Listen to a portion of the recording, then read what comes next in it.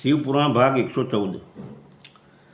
નંદીશ્વરજી કહે છે, હે સર્વજ્ઞ સનત કુમારજી, એકવાર રુદ્રે અસ્થિત થઈને બ્રહ્માજીને શંકરનું ચરિત્ર પ્રેમપૂર્વક વણી બતાવ્યું।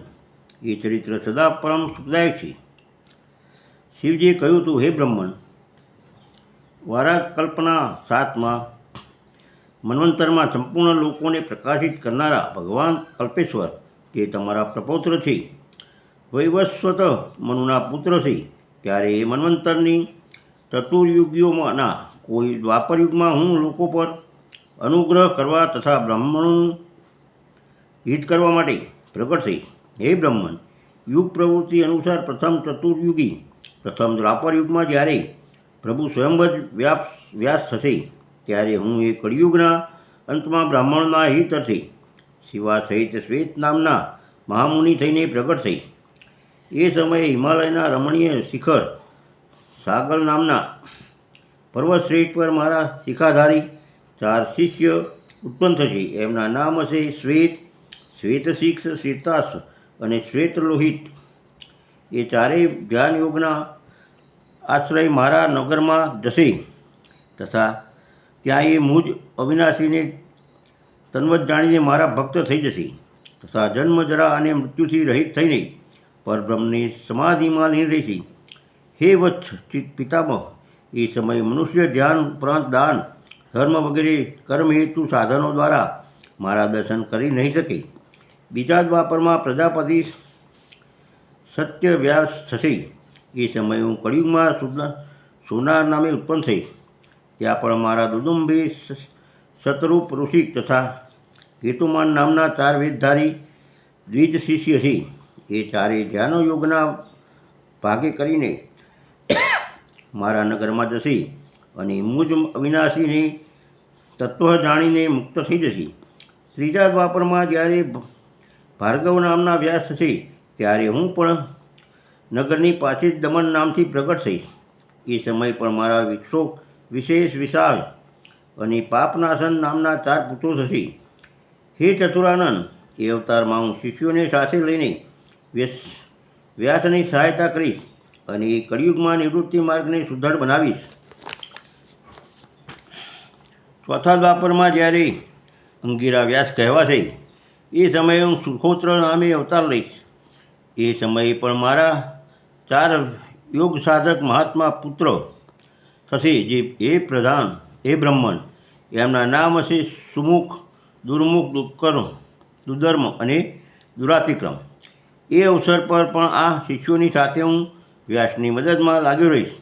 પાંચમા દ્વાપરમાં સવિતા વ્યાપ્ત નામે કહેવાશે, ત્યારે હું કંક નામનો મહાતપસ્વી યોગી થઈશ। હે બ્રહ્મણ, ત્યાં પણ મારા 4 યોગ સાધક પુત્રો હશે। એમના નામ કહું છું તે સાંભળો: સનક, સનાતન, પ્રભાવશાળી, સનંદન અને સર્વવ્યાપક, નિર્મલ તથા અહંકાર રહિત સનતકુમાર। એ સમયે પણ કંક નામધારી હું સવિતા નામના વ્યાસનો સહાયક બનીશ અને નિવૃત્તિ માર્ગને આગળ ધપાવીશ। ફરીથી જ્યારે 6ઠ્ઠો દ્વાપર શરૂ થવા પર જ્યારે મૃત્યુ લોકકારક વ્યાસ હશે અને વેદોનું વિભાજન કરશે, એ સમયે પણ હું વ્યાસની સહાયતા કરવા માટે લોકાક્ષી નામે પ્રગટ થઈશ અને નિવૃત્તિ પથની ઉન્નતિ કરીશ। ત્યાં પણ મારા 4 દૃઢવ્રતી શિષ્ય છે। એમના નામ છે સુધામા, વિરજા, સંજય અને વિજય।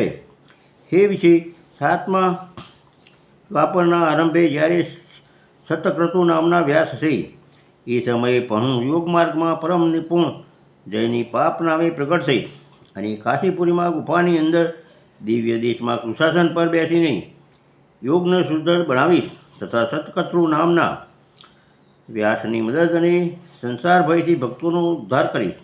એ યુગમાં પણ મારા સારસ્વત યોગીશ, મેઘવા અને સુહાન નામના 4 પુત્રો છે। 8મા દ્વાપરના આગમન પર મુનિવર વશિષ્ઠ વેદોનું વિભાજન કરનારા વેદવ્યાસ હશે। હે યોગવિત્તમ, એ યુગમાં પણ હું દધિવાહન નામે અવતાર લઈશ અને વ્યાસની સહાયતા કરીશ। એ સમયે કપિલ, આસુરી પંચશિષ્ય અને સાહવલ નામના મારા 4 યોગી પુત્ર ઉત્પન્ન થશે, જે મારા સમાન જ છે।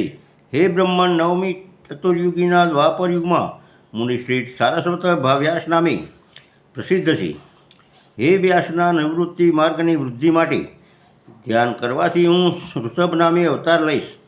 એ સમયે પરાશર, ગર્ગ, ભાર્ગવ અને ગિરીશ નામના 4 મહાયોગી મારા શિષ્ય છે.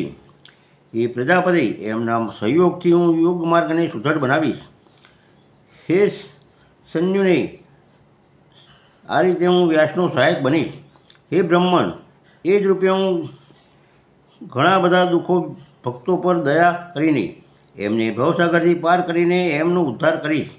મારો એ ઋષભ નામનો અવતાર યોગ માર્ગનો પ્રવર્તક, સારસ્વત વ્યાસના સંતોષ દેનારો અને વિવિધ પ્રકારે રક્ષણા કરનારો છે.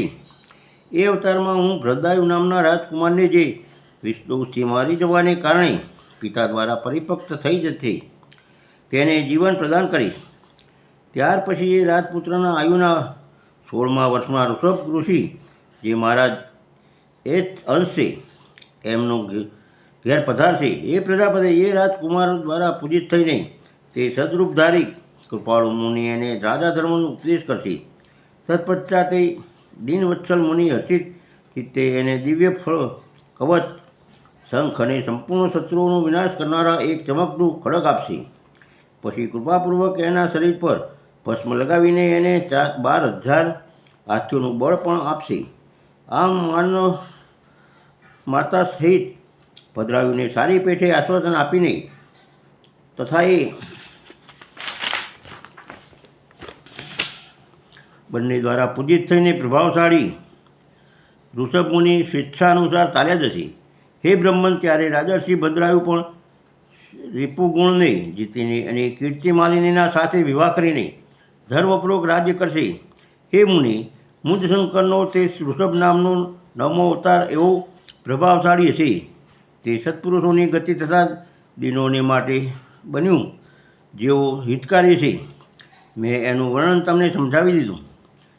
આ ઋષભ ચરિત્ર પરમ પાવન, મહાન તથા સ્વર્ગ, વશ અને આયુષ આપનાર છે. તેથી એને પ્રયત્નપૂર્વક સાંભળવું જોઈએ. શિવપુરાણ ભાગ 114 પૂરો.